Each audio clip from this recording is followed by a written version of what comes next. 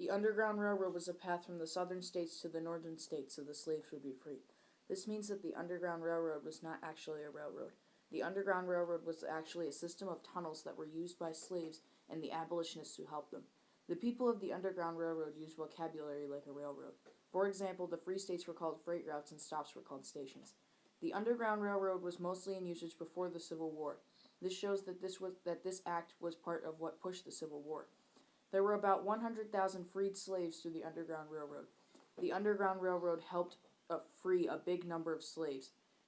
The Underground Railroad's heaviest actions were in Pennsylvania, Ohio, Indiana, and New York. All of these locations are either in the north or center of the country.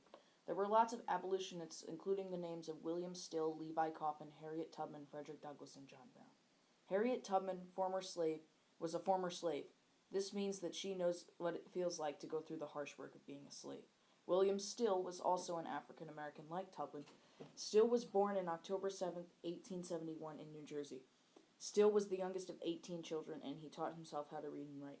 Still was the head of the Underground Railroad operations in Pennsylvania from 1852 to 1861. On to the abolitionist named Levi Coffin.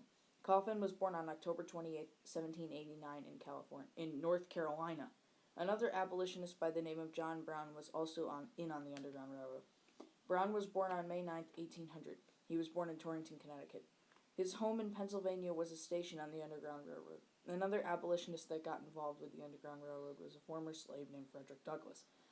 He directed the Rochester City Underground Railroad.